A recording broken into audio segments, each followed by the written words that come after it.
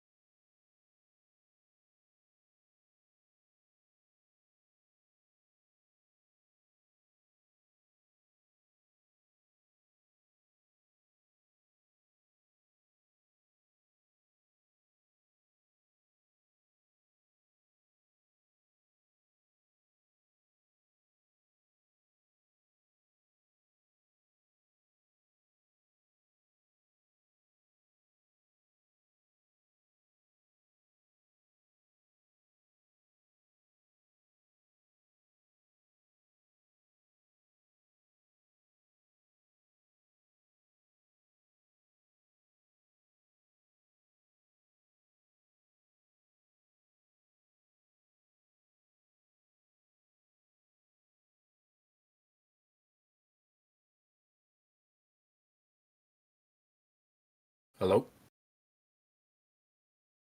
Hello?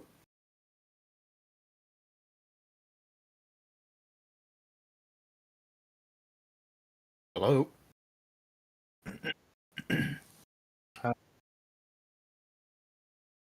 That was muted.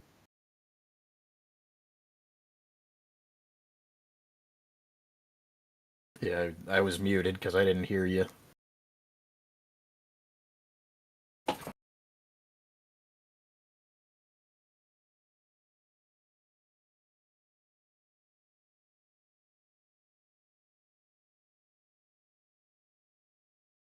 What'd you change? What did you? Hello? Can you hear me?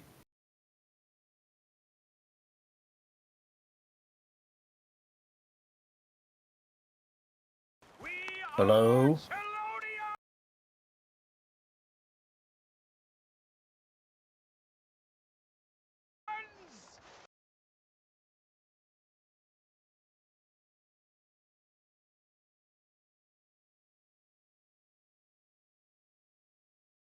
Hello?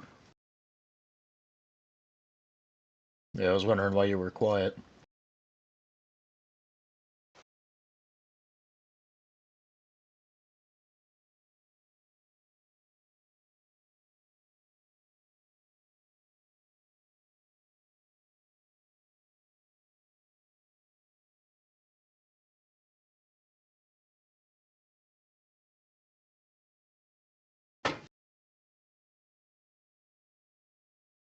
Outfits?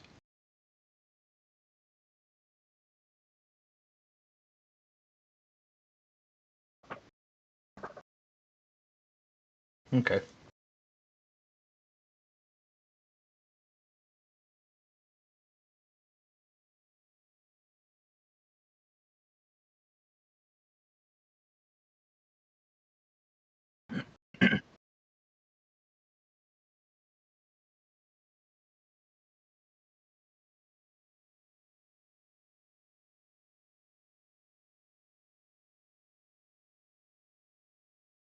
Well, that's very nice of you. Thank you.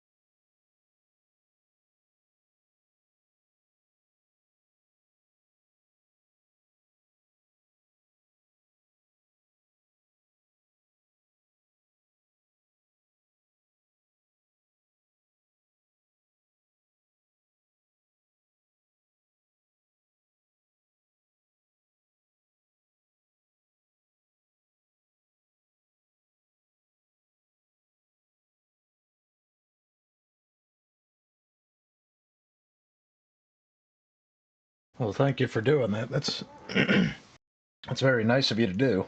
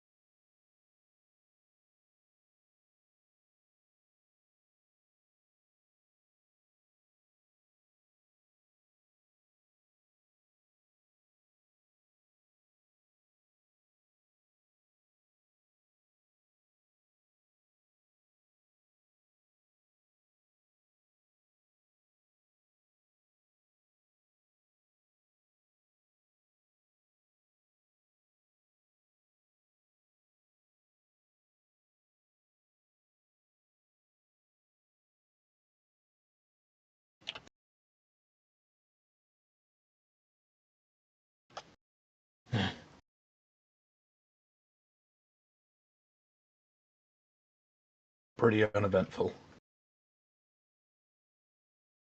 No.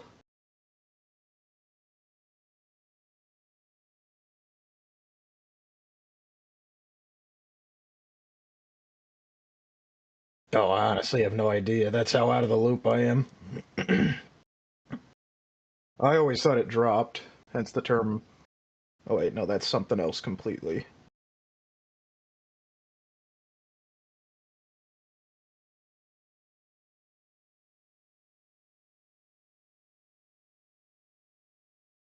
Apparently, it can happen twice. I didn't know this until I learned about it, but apparently a sort of second puberty can occur.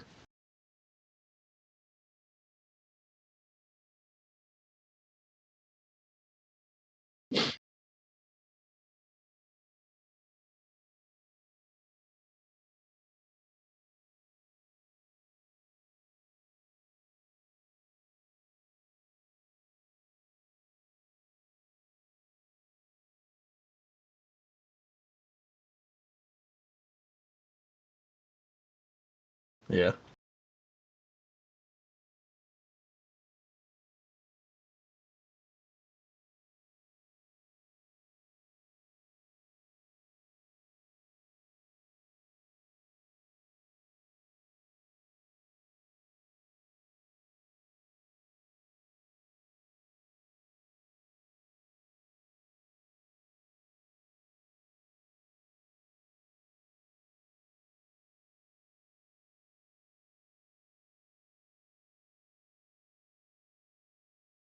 Oh yeah. That was annoying as hell. Or maybe I'm just a Grinch, who knows.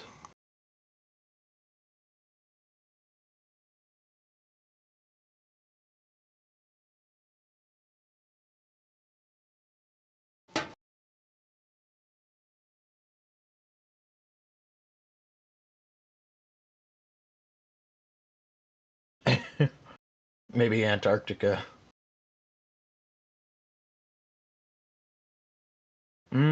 Probably not that much. I don't know if anybody wants to go out in the cold to shoot fireworks. They might, but true.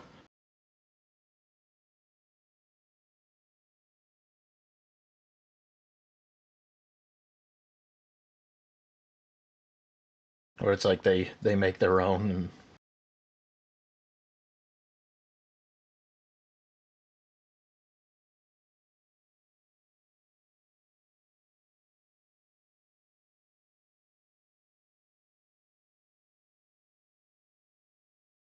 that's unfortunate. Hey, so it's a little late, but I wanted to wish all my fellow Americans out there a happy Independence Day from everyone here at the South Pole and show you what we got up to here at the South Pole for the 4th of July. So the biggest event of July 4th was a carnival that we held in the gym. We had face painting hosted by Tony at Antoinette, a chili cook-off, all sorts of carnival games, including one where people threw balls at my face, amazing food including hand-dipped ice cream cones, and we even had our resident British scientist stop by dressed up as King George. Let's save the king. Who then promptly got wet tea bags thrown at him. We weren't able to have fireworks because one of our biggest concerns on station is fire, but we did get a great light show in the sky. Oh, I guess they didn't do fireworks. But they got the Burley Alice thing, whatever that's called.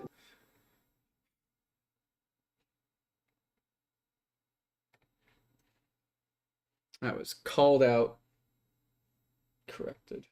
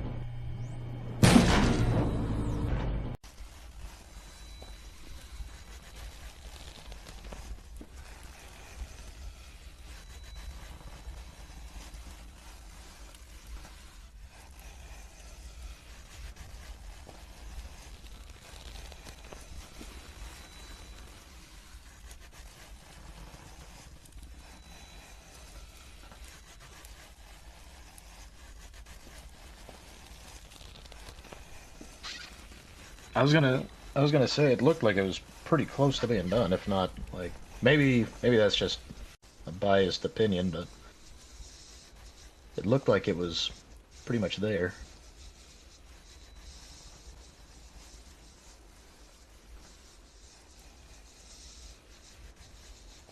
Right.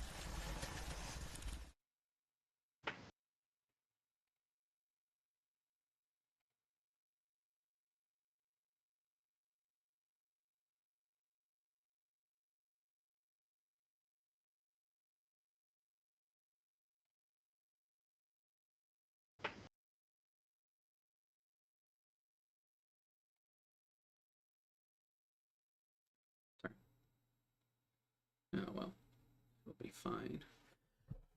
Did CMYK instead of RGB, but oh well.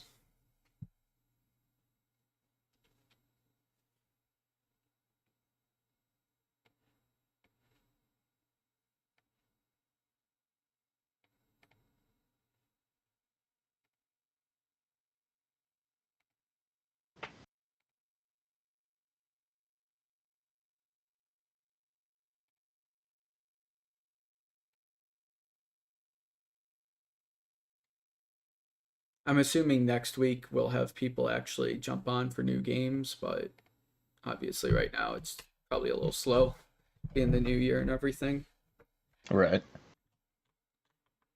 Also, Breakout Con's a good place for us to get new people to show us their games.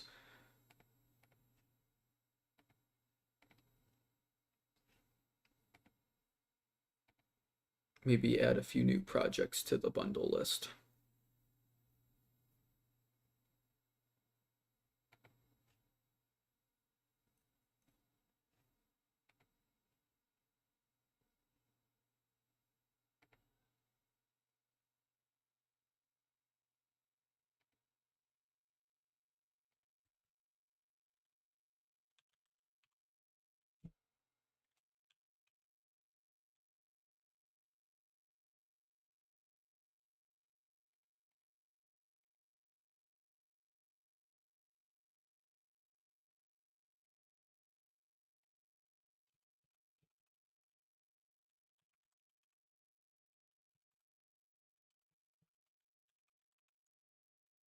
Watch the new Miyazaki film.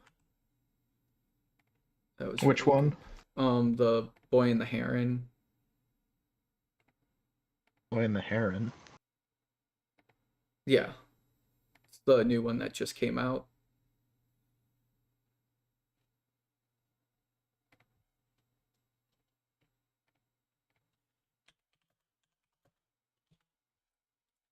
It was really good. It was a typical Miyazaki film, kind of crazy, a little bit spooky.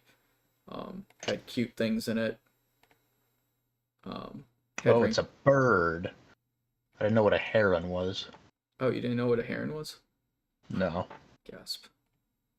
One of the first images that comes up is the heron like kind of battered and all bloody.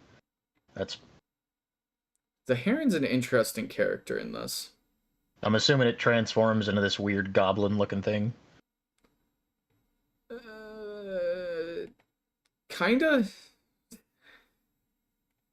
Um, I have absolutely no idea. Like just from the screenshots, I'm like so confused.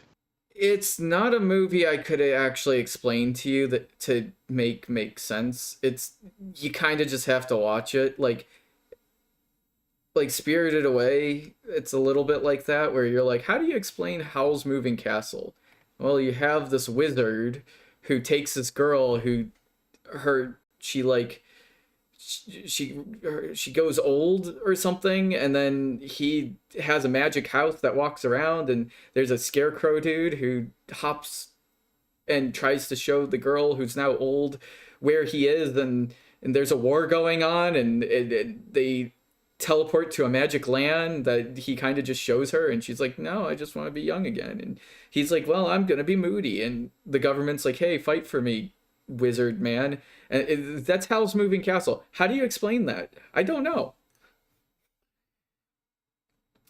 It's complicated and hard to explain, much like this movie, where it's like kid's mom died, has traumatic event, goes to fairy tale land. I guess that's the easiest way I could sum it up. But that would be that's like grossly like simplifying what it should be.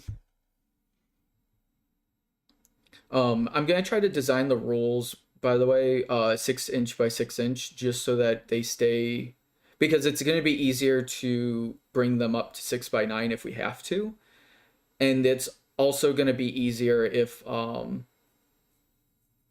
like it either we can't go 6 inch by 6 inch and we have to make it 6 by 9, but it's not the other way around. It's not like, oh, we're trying to avoid 6 by 9. We're going down to 6 by 6. So I'm just going to do 6 by 6.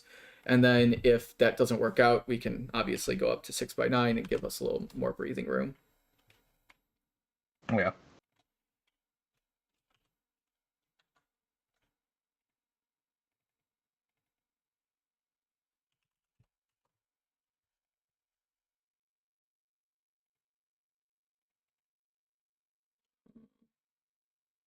Okay. But yeah, The Boy and the Herring it was an interesting movie, to say the least. Definitely a recommend watching, though, because you can't really know what it's about until you watch it.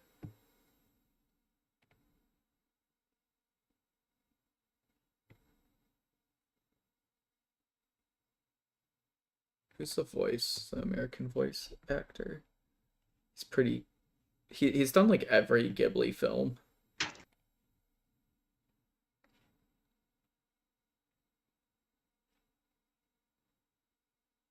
It's not Chris Pine. Christian Bale. That's it.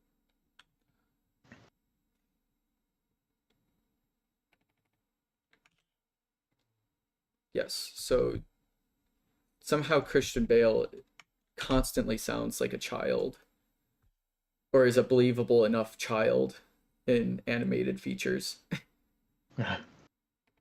Which is weird because he's Batman and American Psycho. But he's also Hal in Howl's Moving Castle, and now the boy in the Boy and the Heron. He was in Pocahontas. Christian Bale's a weird person.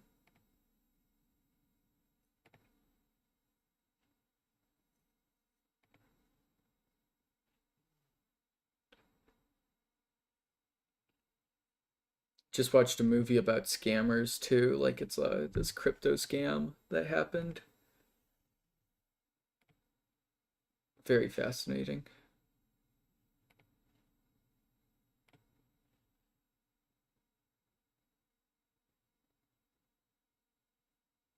It's kind of disturbing how many like scams there are, just in general. The disturbing fact is that they get caught and they get to leave. They don't go to jail. They don't like there isn't like a punishment system for these scams. They're like, "Oh yeah, thanks If for anything, they're treated like legitimate businesses by the government. That's the problem. Yeah. Like very rarely are they ever actually treated the way they should be and like punished. Like just throw them in jail. Nope, won't throw them in jail. Impossible. It wouldn't surprise me if the scam companies, like all these businesses, are just like, what's the term? Just slipping some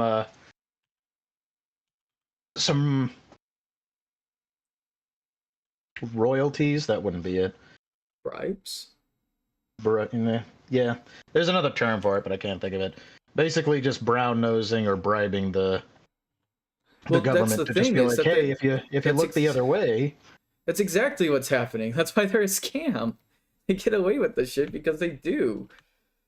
And the worst case scenario, they do get like blatantly like caught, and then they're like, oh yeah, it's all my employees' fault. And then they get away with it. Like the Fire Festival guy. I don't know if you know about Fire Festival.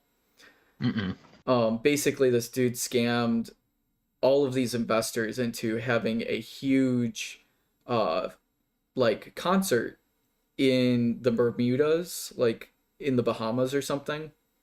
He basically bought up an island and was like, oh yeah, I'm having this here. And the island's like, we don't have the facilities for like 100,000 people to come and have a concert here. I don't even think it was 100,000. I think it was like 10,000. And it was like, we don't have the facilities to host 10,000 people all at once. And worse yet, you want to do this in a year? What? And yeah, he was like, yeah, we'll just figure it out with money. And so he basically, that's his conversation piece was, yeah, we'll figure it out with money. That's not how that works, sir. That's not how anything works. So a bunch of people got scammed, and basically all the people who bought tickets showed up to this island that was not prepared for people, and there wasn't even musicians to show up. So they got stranded, literally stranded on this island because none of the planes were coming to pick them up for another like 7 days. And they paid like hundreds and thousands of dollars to come to this island. And this guy he kept the money for himself for the investors, and he kept his money from the people who bought tickets. And then these people who bought tickets are all like, they're screwed over because they're on an island in the middle of Bahamas with very angry natives because they now have to deal with a bunch of rich Americans who bought tickets for a thing that doesn't exist. And this guy's out of jail now. He went to jail for like 5 some years, and he's starting a new business. And guess what? It's another scam. What do you think? What do you? Wow, are you surprised? Like, are we like? Was the government going to be like, oh wow, just don't work with him? Yeah, because that's going to work.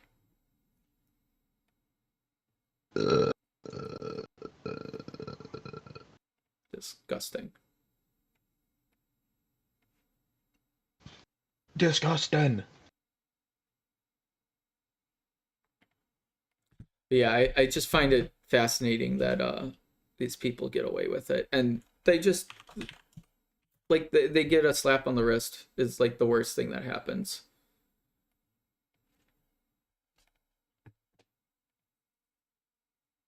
And then you have like a guy who smokes like an ounce of weed, and he's thrown in jail for the next 20 years. You're like, this guy did copious amounts of heroin, drug, and cocaine, and this guy did it once and was just entirely screwed over.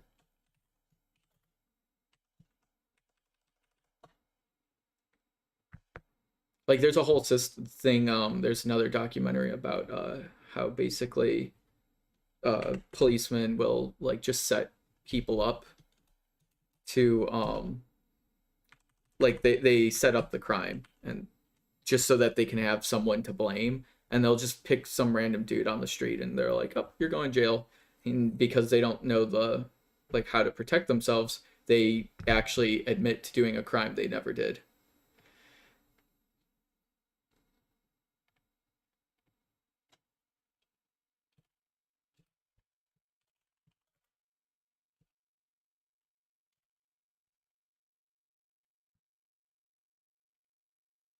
There's a dude in Parma just recently who like in the past 2 years who he made a joke page on the police.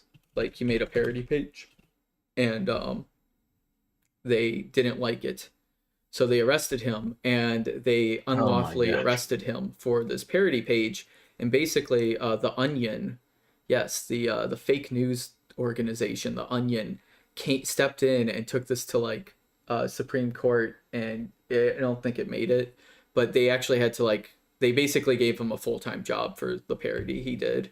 They're like, we'll protect you. What was the parody?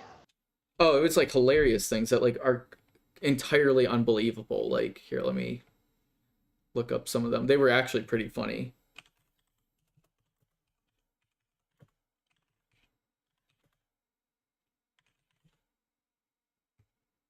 Yeah. So, oh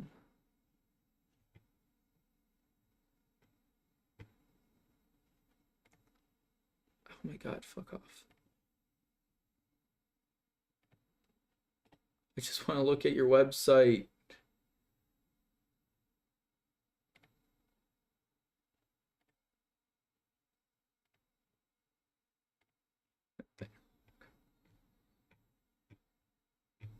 Damn, and you don't even have any of the jokes.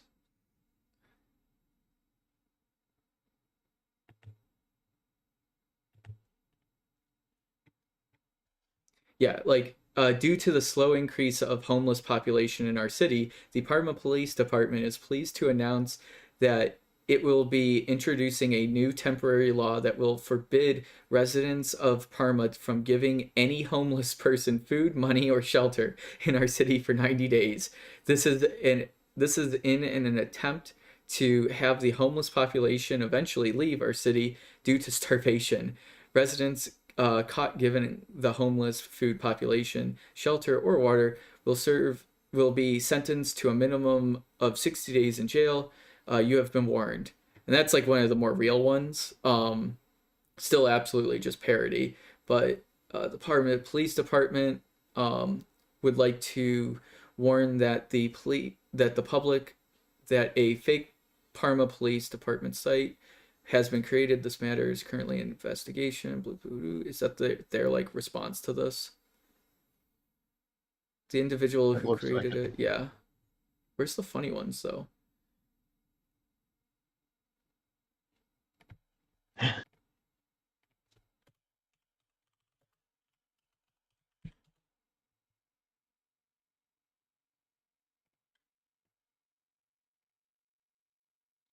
And he didn't even make it look that legitimate. It was like kind of like a janky looking website. Yeah, Tuesday will be our official stay inside and catch up with the family day in Parma. The Parma Police Department has set this day to allow families to come together, reduce future crime by having children have well-balanced communities. Oh no, that's just an actual post. Where the fuck are the funny ones? No, that I think that was a joke post. Oh. Pretty sure, because it's got the same profile as the other guy, I think. I could be wrong.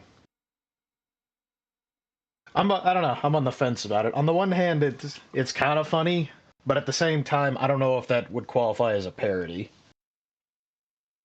Well, parody is anything really. It might be bad parody. As in like it's not even like good, like it's not like funny parody or whatever, but where's the like there's like a whole list of like really good ones he was posting that were hilarious. Things like, oh, the police are gonna come around with cookies and like if you're a rapist, come out and buy cookies from us and we'll give you like a promotion and relieve all of your like your crimes. And it was like shit like that was like hilarious. I'm like,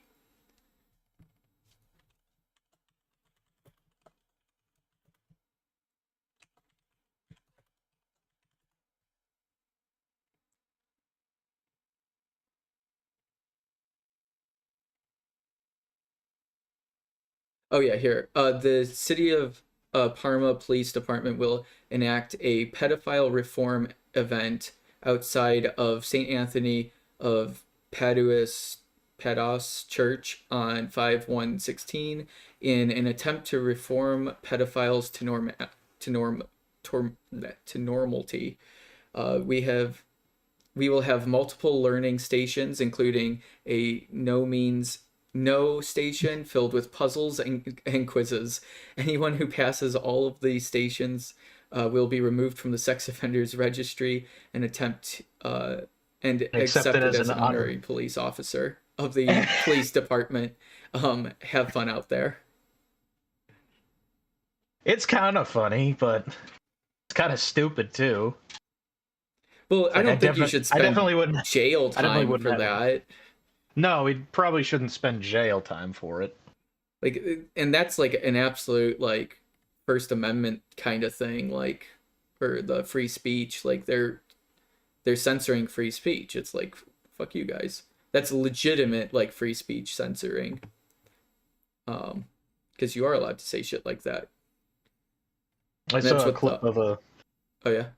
a kid who got pulled over for. These guys were driving by a parked police cop car. He stuck his head out the window, flipped off the cops, and said, "F the police." He said the full thing, "Fuck the police." And they pulled him over for it. It's like, the hell are you doing? They even said, like, they were gonna go. The cops went through their car, like, they searched their car because they were hoping to find weed, which you're not allowed to do unless you have reasonable suspicion. Well, they can ask for to do that, and you can deny them, and they can't do it if you deny them. But they're The gonna thing is, ask you. they didn't even ask. They simply said, "We're gonna do it. Get out of the car." Mm-hmm. No, I've been searched, or like my car's been searched and stuff. Not like all the way through, but they've asked me, and I'm like, I don't have drugs, so go have fun. Like my Go car, go nuts. yeah. Like and apparently you're not even supposed to like do that. Now, you're Like normally supposed to tell them no, but yeah. Well, you always say no. Like never tell them that they are allowed to do anything because then they can plant shit on you. yeah. Um, See, I'm on the fence about it, the whole thing. I'm upset because I know there's bad cops out there, but I'm also upset because I know there's genuinely good cops out there, and the bad cops just make it so much harder for people who are actually trying to help. It's like, it's really frustrating. well, I mean, I have to double think because I've called the cops a few times where I live, and they're not helpful. So like even if they are good people, they're still not useful. So should I even spend the resources on calling them, or should I call the guy who has a gun down the street because he'll actually protect my home? Like he's not licensed, but I know for sure if he shows up, he's gonna shoot someone.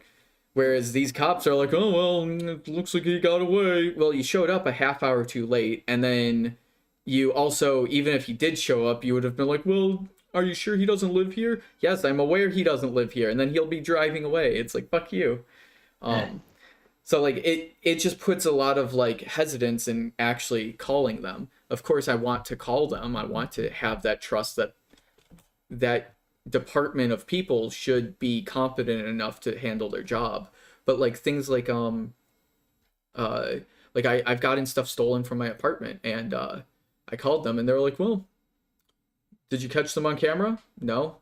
Do you know where they are? No. That's why I called you guys. Oh well, we'll write up a report. Doop doo doo doo. It's like cool, thanks so much for all the help. I know they couldn't do much, but like I don't know. It's like the amount of effort that they put into like doing absolutely nothing.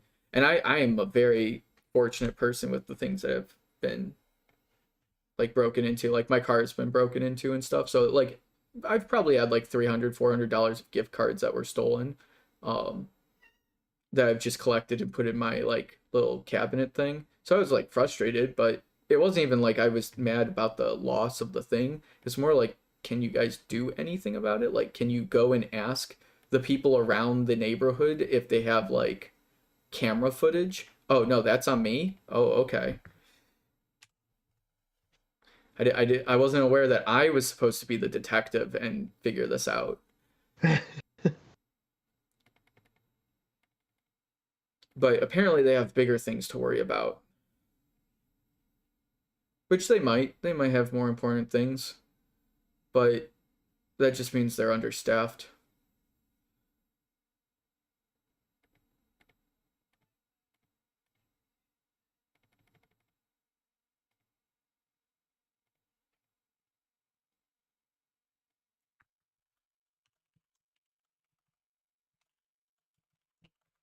I'm switching all the parentheses things to notes.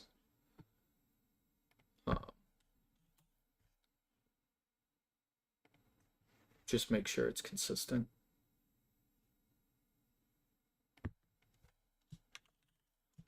I don't like parentheses. It's a weird. Yep, it's a weird. That's what I'll end that sentence on.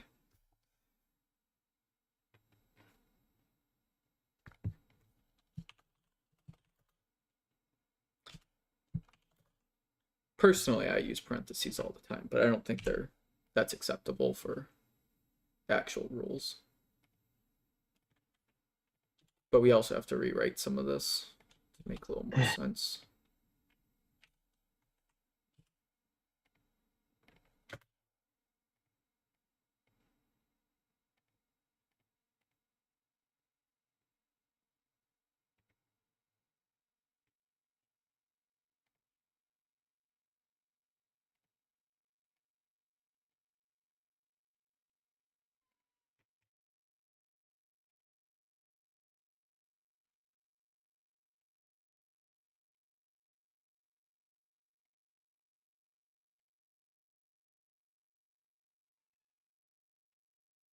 My cat's crying. It's like, nobody pays attention to me. Meow. You got food.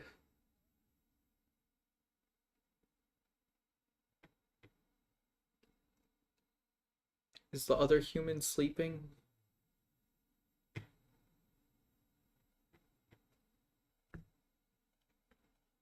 I'll be right back.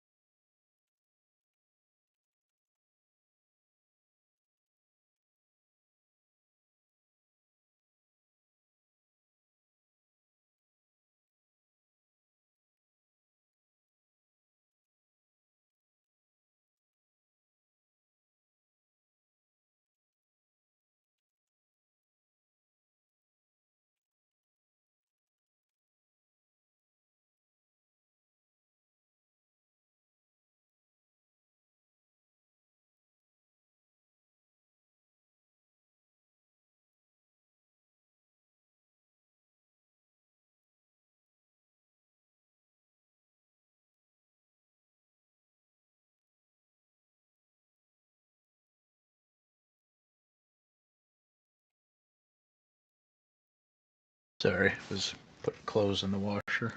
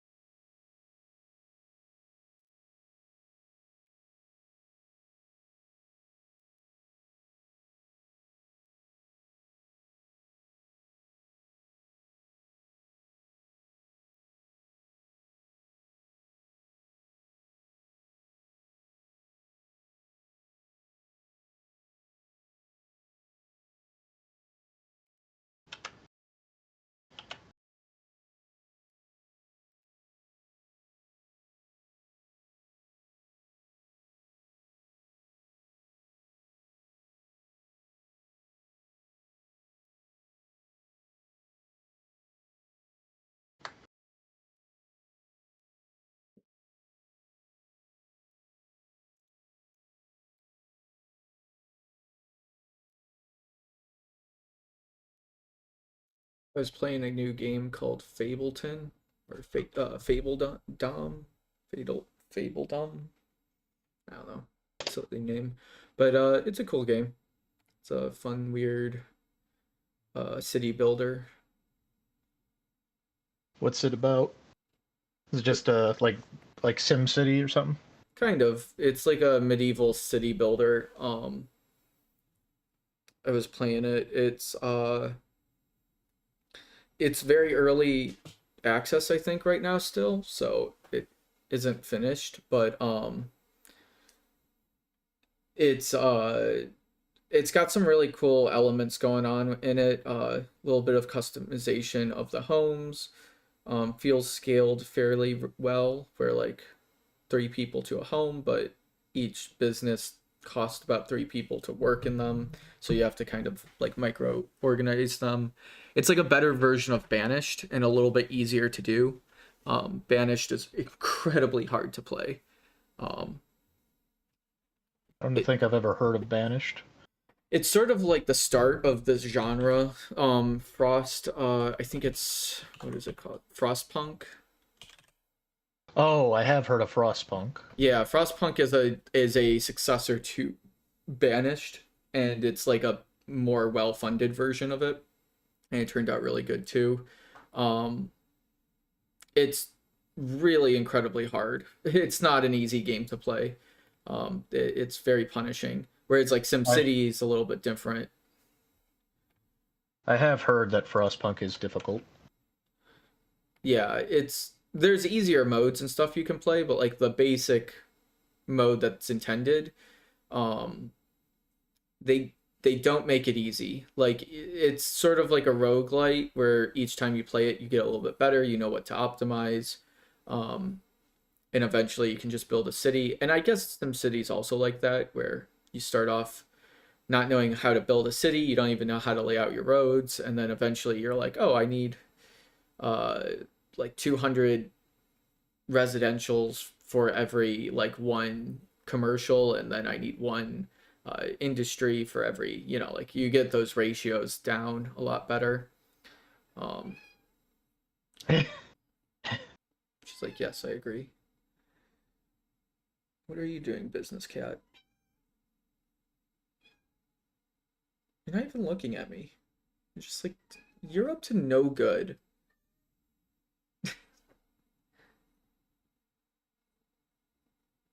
What do you think you're doing?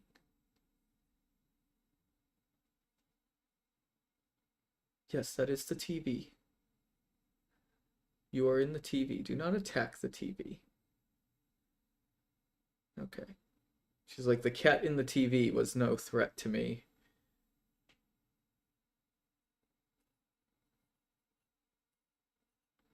Are you upset there's no seat to sit at? Let me make you a seat.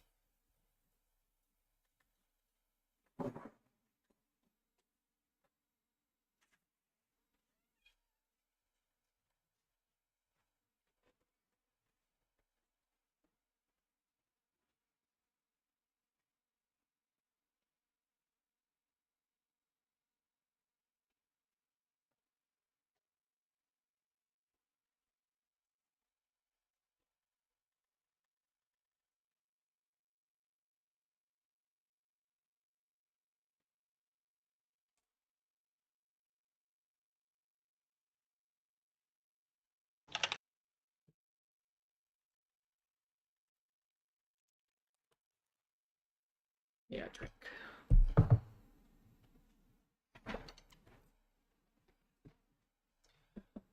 But yeah, the Fabledom or Fabledom, it's a cool game. It's very like if you see it on sale or whatever, definitely recommend picking it up. It's at least like 10 hours of content, like solid. One thing that I've been learning a lot about like successful games and just successful products is you have to have color. You have to have color and good lighting. Um, and of course, like if you want an actually good product, you need to have a good story to go along with it. Um, but like good color, good lighting is what pulls people into the product, and then uh the lighting is what, or the lighting and color is what pulls people in. The story keeps them watching and uh like like digesting your game. And the story doesn't have to be complex, but it has to be good. Like Ticket to Ride, you are a train conductor, managing um your train line, and you have to get from point A to point B, and you have to do it better than everybody else. Um, it's a very simple story, but it gets you right into it. Fabledom, you are basically just building a city. It's not a very good story, so it doesn't pull you through, but there is actually story bits.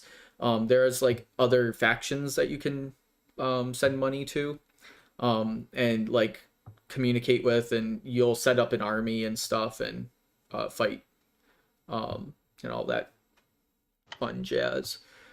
But I've noticed that that's like the big thing with media in general. It's like, how do you tell the story that you're trying to tell? And the medium is really just like, is it a board game? Is it the video game? But that's really just a catalyst of how to tell a story. Um, like you can engineer something really cool and consistent to play, but nobody gets excited over a wrench. They're not like, "Ooh, this is an amazing wrench or an amazing toaster." But you'll watch a movie about a toaster. In fact, you'll watch like four of them, right? Um, so yeah, it's not the like the toaster that makes a good story. That's just a utility tool. It's the story that you make out of the toaster, and that's sort of like with games and movies. It's like the movie, it being a game or a movie, is not what makes it big. It's the story that you're telling and how to actually tell it. Board games have a little bit harder of a time with this, but obviously D&D does quite well for itself, and Monopoly does well for itself because they're stories. Um, Monopoly, you're a millionaire investing around a city, and you're trying to monopolize everything out of monopolize everybody else out. Um, so yeah, you've got that. It's one of the reasons I kind of don't like Catan as much, because I don't really comprehend the story as much. It's not as great. It's still a decent game, but I don't know. Catan is sort of like weird. It, it way more balanced version Monopoly, but like I'm gonna get like, Fun game, shit story. yeah, I don't know. Yeah, mechanically it's very good. It's just it doesn't have a very good story. And actually, I have a game that plays very similar to Catan in my library. Um, it's like a, oh, what was it called? I had it in my favorites for a hot sec because I was really trying to get myself to play it through. Um, yeah, I don't think I have it in my favorites because I was like, eh. Because I think I beat it once and I was like, okay, I got the gist. On to the next game. Got 4 billion more to games to play.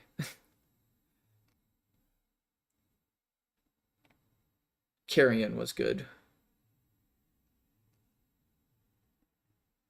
That was just juicy, like mechanics and art going well for itself. We Are OAFK. I wanted to really like this, but the story was kind of lackluster, and because it's like a visual novel, that absolutely killed. It's like they spent all the money on the music and the visuals, but there was like half effort into the story, and there's half effort in like almost no effort into gameplay. Like there's like literally as little gameplay as you could possibly do. It's for an indie studio, which I think this is. I do recommend that. I'm like, don't go over the top, don't go crazy with your game mechanics. Make it simple so that people can actually experience your story, but your story has to be actually good. And unfortunately, their story just isn't that great. Like all of the characters, I just didn't care that much about. Like they were quirky and cute, but they were all like quirky and cute side characters where I would have been like, nobody here is acting as a main character. Um, so it was all kind of forgettable. Like I don't even know what the story was. It was something about a girl or a dude or I don't know, a character who wants to be in a band. I don't even know if they wanted to be in a band. They were a social media person, and they just happened to be good at singing, I guess. And a famous person hooked them up. And I'm like, that's not really a great story.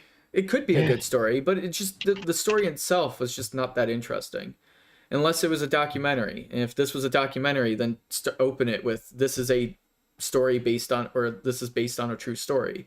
And in that case, I guess you have a little more wiggle room to make a less interesting story because reality is a lot less interesting.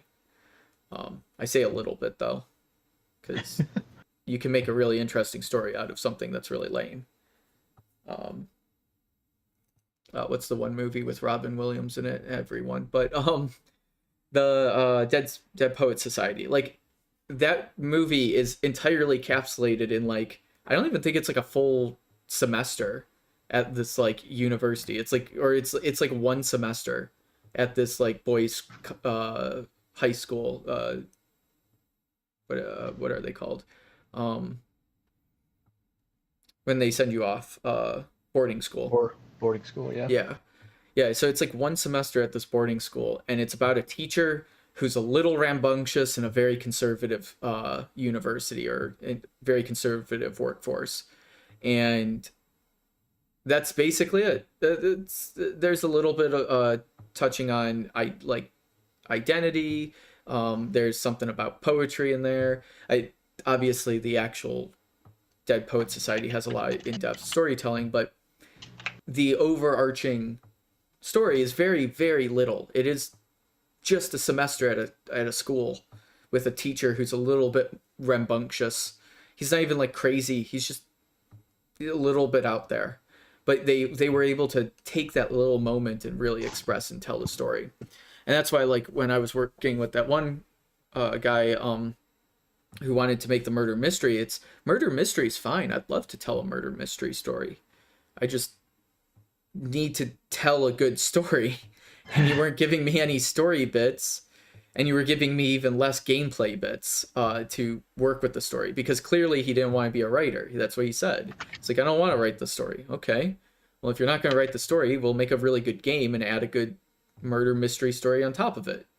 And he didn't want to do, he just wasn't good at making game, so it was like, let's make an imaginary thing.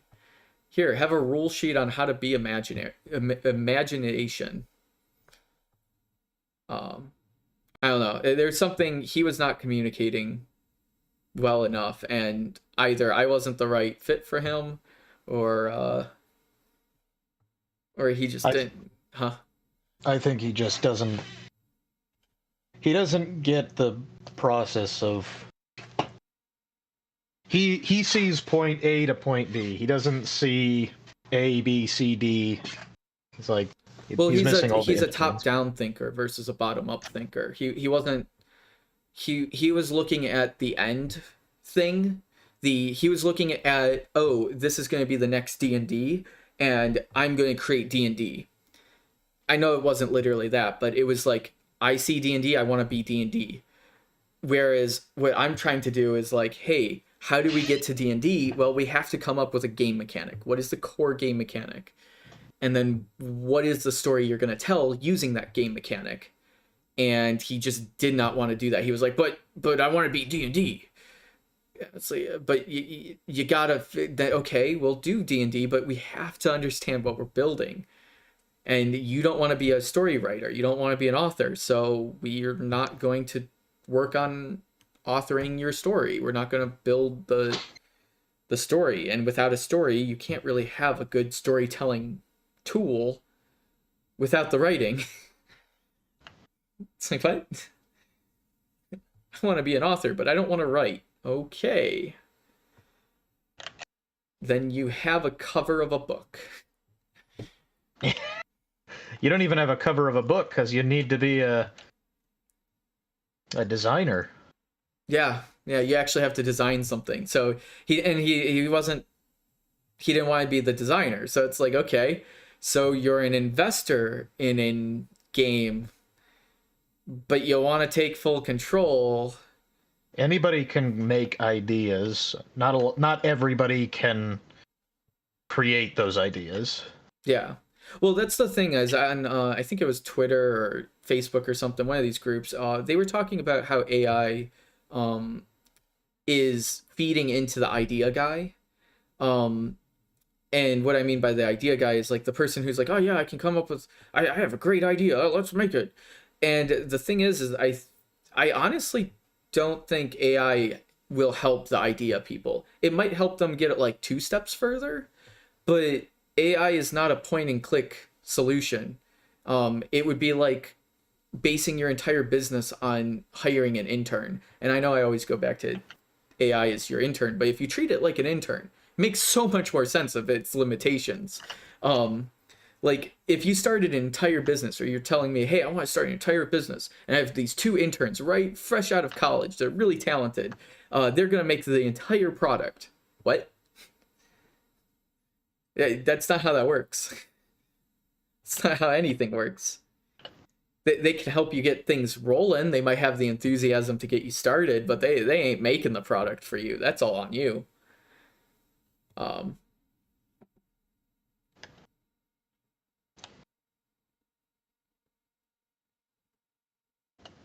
So I just it's one of those things where I find it funny because it's these guys were like debating if AI should be in the pipeline of game development, and I'm like, absolutely, have it in the pipeline. And if you want to have AI create your entire product, good luck with that. You will absolutely be squandered and squashed by people who can actually make content. Because a lot of people will actually have worse art. Like they'll be happy with less high quality art if it makes sense to the product. And AI just doesn't ever know how to make sense of a product. That's why you can't rely entirely on it.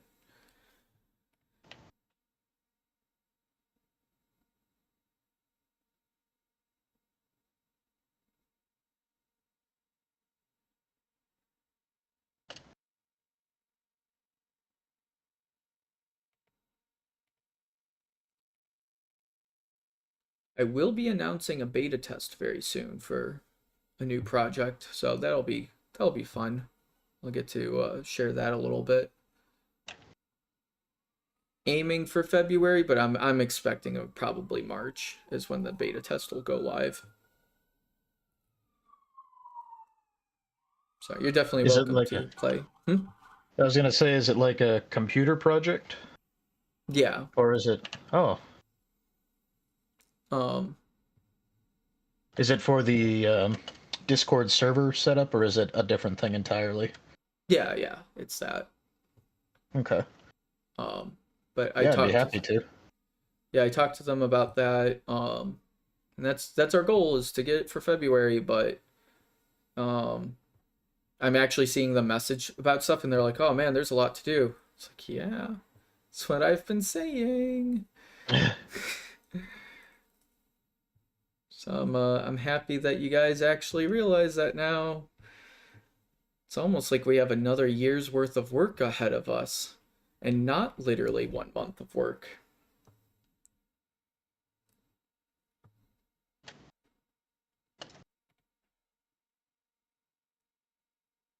I have played 57 hours of Moonstone Island. How's that, by the way? That's a good game. I recommend picking that up if you get a chance. Um, looks like they added new DLC. I don't like their DLC though. It's kind of not worth it because it's just items in the thing. I want new monsters. Give me new monsters and I'll buy your DLC. I don't care about your random ass items. Like I get it because honestly, these kind of things, these like are sort of like microtransactions. These are the things that you should be making as DLC. I absolutely approve of that. I just don't care about it. And the thing is that they keep releasing these and not new content for the game. Like they're calling this new content, but it's such light stuff that I'm like, you guys have released like 2 content packs and you haven't released new story or expansion to the game itself. You've just added more junk that I can have in the game to collect. And honestly, your monsters are one of the coolest things. Like, can we get evolutions for the monsters? Can we get player add-on monsters and stuff?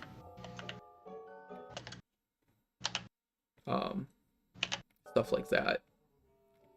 Honestly, one of the companies that I think does DLC the best that I've seen by far is Motion Twin. Motion the guys Twin. the guys that made Dead Cells.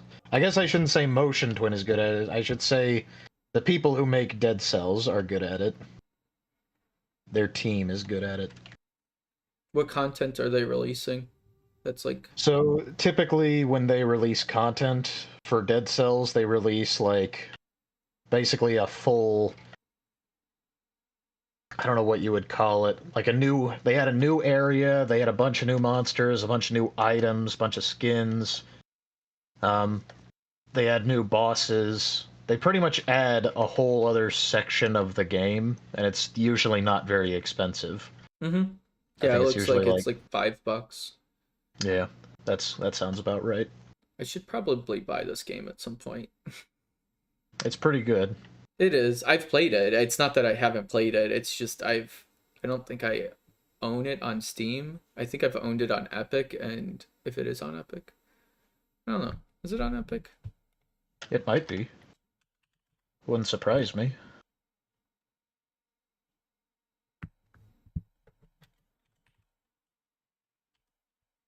Do I own it on Epic is the better question.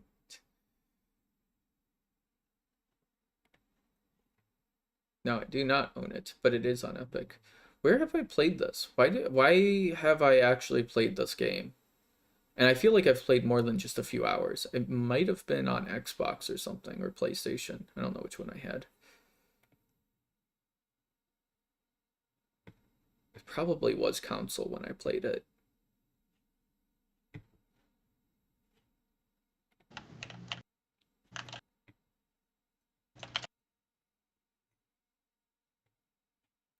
Free. I want my free game. Oh, I've already gotten it. Escape Academy. I will say Epic has absolutely killed it with the free games. I don't know at what cost. If the designers don't make any money or something. Like, I don't know what the deal is, but Epic is absolutely giving a shit ton of free games away for the past few, like, year or two. And I have over 200 games in my Epic library because of it. Yeah, I don't know. I still can't trust them, to be honest. I'm sure I'm sure they're reasonably trustworthy, but it's way too paranoid. Like, what makes you not trust them? Honestly, I don't know. I just don't. I mean, at the beginning, and honestly, even right now, their launcher is kind of shit. It's not the worst launcher. I would say it's the second one next to, like, it's a step down from Steam, but Steam is like an entire flight of stairs above them. But they're like the closest to even being a competing game launcher. I would say maybe GOG is like the next competing launcher. But GOG is like, I don't know. Amazon's got a terrible launcher. GOG is almost good, but nobody uses it because it's like you just download the game, so you don't actually need to use their launcher. Yeah. Origins is probably one of the more important ones. I actually, you know who the next one is EA, or not EA, specifically Microsoft. The store, Microsoft Store, is probably the next best game launcher. And if you want to go into mobile, then obviously the Play Store and Apple Store is the biggest launchers. But if we're talking like specifically game launchers, yeah, Steam just absolutely kills it. But the thing about Epic is that I wouldn't even say Steam kills it. They kind of have their like flops. they've done a much better job recently, especially with the Steam Deck. They've gotten much better at it. No, they are not the perfect launcher, but they are the closest to the best launcher. They're a usable Well, it's like launcher. they recognize that they had competition finally. Yeah, they're like, oh, They we were might trying have to update. Because like right now, I don't know, like this launcher I'm scrolling through and I have my list of 220 games and I can see 24 at a time. And like this visual right here is like, oh, store, library, Unreal Engine. Okay, I'm in my library. What game do I want to play? And I look at this and I'm like, all and then favorites. Well, I'm not going to do favorites, and creating a collection of games is going to take work, so I don't want to do that. What, in What? Steam? No, in Epic. I'm like looking at the Epic one. And then I go to page 2 and I'm like, yeah, these are games. Like nothing These are games. like they're presented well. I don't know why I don't like this over Steam. Whereas Steam, I go here and I'm like, oh, my library, even though the library is super confusing, like how to get to it. If you've never used Steam before, it would be very confusing of like, how do I access my games? Why is it not under my username? No, it's under library, which is next to community. What is community versus my username? It's horribly laid out. I like, but functionally though, like when I go to my page, it's like, oh, I get a full page of the game and it's very small, the title. So it's almost like I'm looking through a library, like an actual library. And I'm like flicking through a book and I open that book up and I'm like, oh, okay, this is all the information I need. And even this page isn't that great at demonstrating, but it does tell me like, oh, playtime, last time played, space required. If I haven't played the game, do I have any games that I haven't played? There we go. It is annoying that they show me the updates on the front. I always want to see the store page, and then it pulls me to this page, and then I'm like, oh, okay, this is the game I actually want to play. So Had in Time looks like a really fun game, but I never know that because I see this. It's like the 2023 winter event is here. I'm like, I don't even know what this game is. Why do I care about the winter event? Maybe I'm just more familiar with it. And that's why I go to Steam. But Epic just feels like it's a lot more claustrophobic because it's just less I can see. Because I can see 8 games at a time. Whereas this I can see a lot more.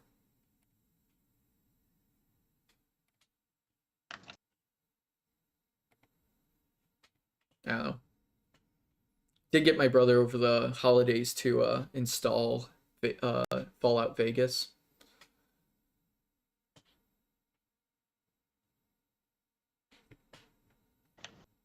So he can play a quality game. Does he not have quality games or something? I mean, he has Modern Warfare 3. Oh. I'm sorry. So a very popular game, I wouldn't say that's a quality game. It's just popular. And I'm not gonna knock him for playing games like that, but you could always, like push your horizons. Epic has given me Fall Guys for free. What? I didn't know this was in my library. I am playing Fall Guys. This is a game that I have not played because I do not want to pay for it because it's stupid, but I absolutely will play it if it was free. Basically Wipeout.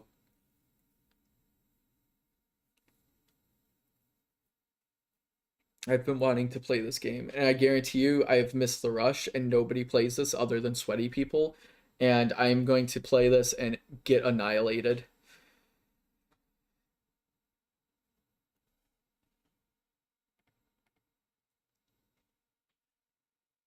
If Epic fixes their Steam, like if Epic can get onto the Steam Deck and actually run properly, specifically on Linux, I would absolutely use Epic more often. And anybody who tells me, "Oh yeah, it looks so easy to get Epic games on Steam," fuck you. No, it isn't. Easy as I go to the app, I download, and I don't even mind going into another browser. I don't mind opening the Epic app. The problem is the Epic app needs me to run it in Wine, and every time I run things in Wine, it absolutely just sucks. It's just the worst because you're essentially running a Windows emulator, and it just doesn't work the way you want it to. And because it has to save in temporary memory, anytime you like close that launcher, you have to specifically tell it to save the data that you want it to save. So like if I have my library installed, I have to make sure the library is installed into a folder that will persist and not get deleted, but you have to know that. It does not tell you this. So anytime you reboot your Epic launcher, it's all your games are deleted because you didn't set any of the games to persist. So you have to now know how to persist, like make your files persist. And then you also have to make sure that not only Wine works with it, but you going from Epic to Wine, yeah, it's Wine to Epic, and then you have to make sure that the current version of Wine that you're running this in is compatible with the game you're playing. And if it isn't, then it won't work well. You can make it work. Again, you could program the whole fucking thing to get up and running, and you can pick the right Proton version. Do I want to do that for a game like Fall Guys? Absolutely not. I fortunately fall into a small category of people who can play my game from my PC. So I can just download it on my PC and have my PC run it, and then just play it remotely, and it's fine. Fall Guys might not be the best game to play that like that, because I think there is a lot of timing involved.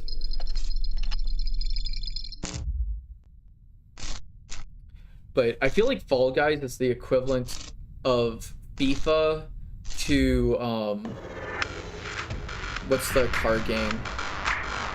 The car game? The soccer ball car game. Totally. Oh, Rocket League. Yeah, Rocket League. It's like FIFA to Rocket League, as if if like Wipeout is to oh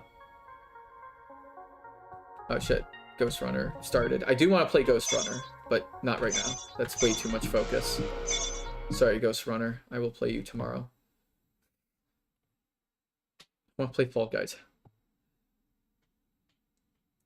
I guess that's another issue. I literally accidentally clicked on the quick launch button, and it just booted up Ghost Runner for me. Did not want that. I want Fall Guys. Come on. Steam wouldn't have done that. It would have yelled at me already.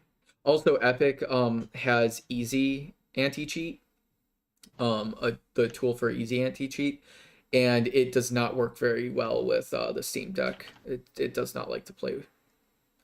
So you have to turn that off, and I think sometimes you're limited to servers that only have access to people with it on.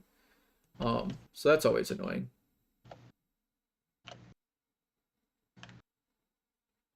Steam also has a really good integrated overlay as well. So honestly, what's that? I was just gonna say, like, even if I don't use it very often, it's still something I've used it once or twice, and it's nice that it's there. I do not actively like go out of my way and set it up properly to use. But not having it also sucks.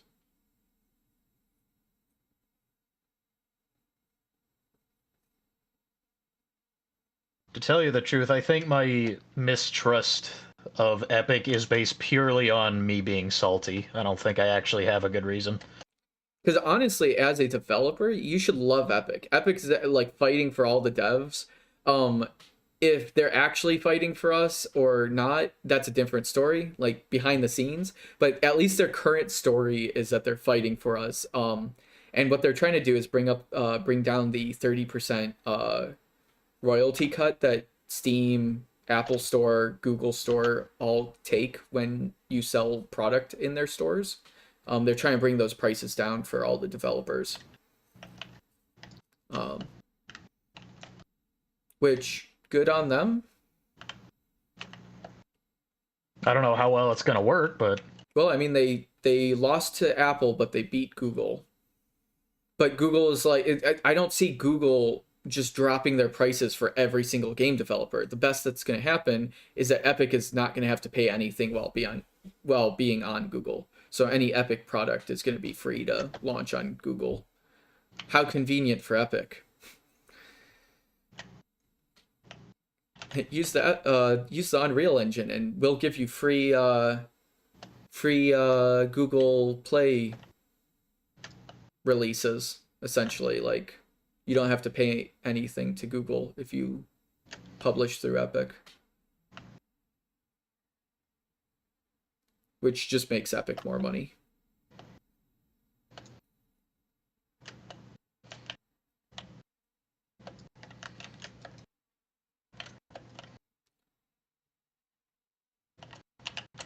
Though Gabe Newell's he's pretty humble, I think, when it comes to his expenses. At least that's what I've seen.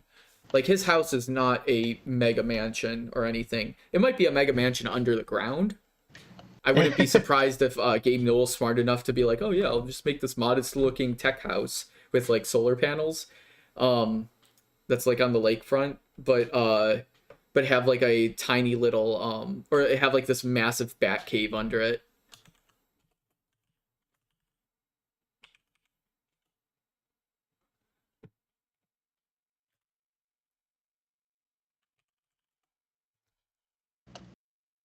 But he has like neighbors, and I know that's dumb. Like, we all have neighbors, but like, if you're a mega billionaire, like, he's one of the richest dudes in the fucking world. Like, and he probably actually owns a lot of his money too. That's the crazy part, is that Steam is still a private company. It's not like they're living on public investors. Like, he's got a bougie ass home, don't get me wrong, but the amount of homes that I've seen that are like huge, like absolutely massive.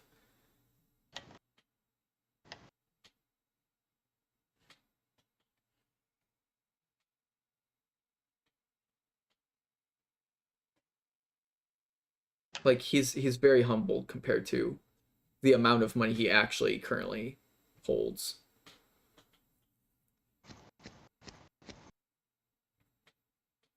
Unless I'm completely wrong and I'm just looking up Gabe Newell's house and the internet been played by him, and he uses his mass wealth to convince everybody that he lives in a humble little home. see, that's what I was going to say. That's what he ends up doing. I mean, hey, it's a lot smarter than everybody else, but I guess he is the guy who invented fucking Steam, so he might be bigger brain than all of us.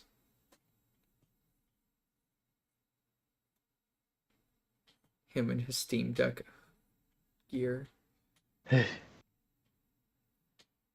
Though honestly, I feel like this guy just lives in his home to like build product and stuff. Like, he just doesn't care about anything. He's just like an engineer dude who's like, don't talk to me. I just want to make shit.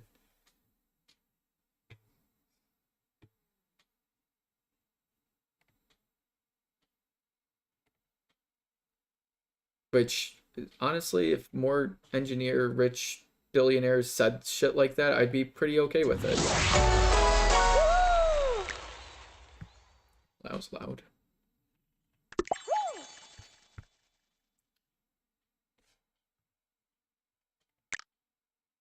What?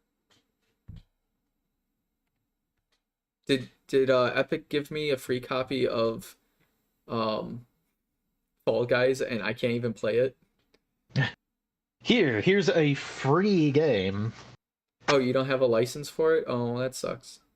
Well, Epic, so far you're not holding up your end of the bargain here. I was defending you. I was going out on a whim. You're letting me down. This is my third time trying to open. The first one was on me. I accidentally clicked Ghost Runner, but because I accidentally clicked on it and there was no checks or anything, fuck you, Epic. And I know it's a quick launch section, but that should be, I don't know. That mistake should not happen as easily.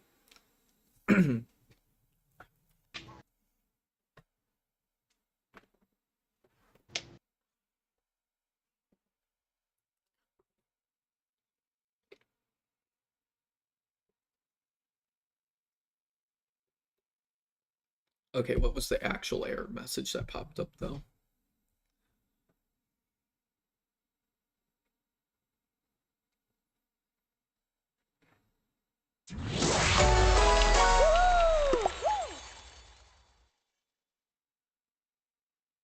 Okay, loading.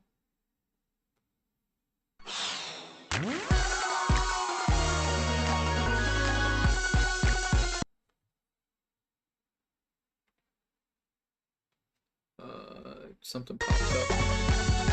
Shift F3. What does their UI look like? Oh.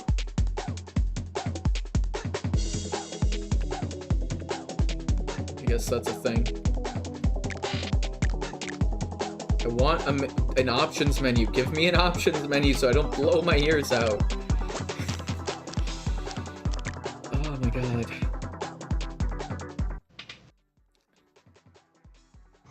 Every game should open to the options menu. I don't care that it's not as exciting as you want. The first time you launch a game, you should absolutely have the options should just be the first thing that boot up. And it should be like, are the basic options good? Hit yes or go and fuck with your settings. That should be how every game opens. Just for the first time, not like, repeatedly. Just if you play it once.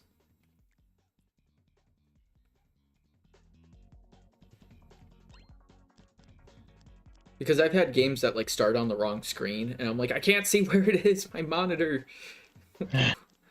So I'm like blindly looking for this and it's like, oh, we didn't know that you were looking for that. Ha, I'm gonna use my high 144 hertz monitor to get an advantage in this Fall Guys game. Do you want to play Fall Guys with me? Get pro at it. You can play it on Steam. Is it crossplay? I don't know. I would doubt that it isn't. Or I would be surprised if it isn't. That's what I'm trying to say.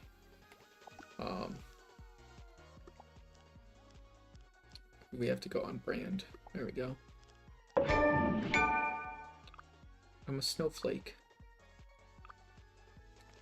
I could be a present. I hate cosmetics in games. My goal is to get really good at one game and never use a cosmetic.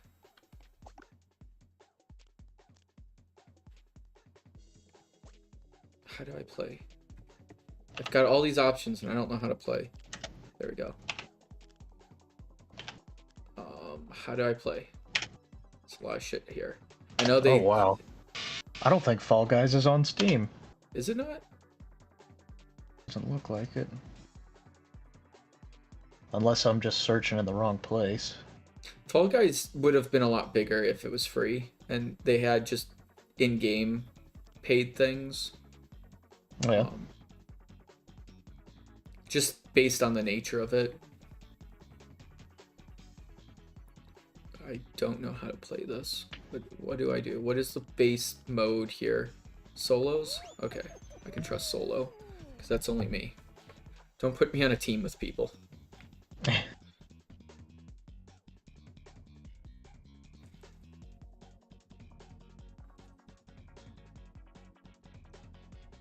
It's also very similar to Squid Game. I think if they leaned into Squid Game a little harder, I think this would have been a lot bigger.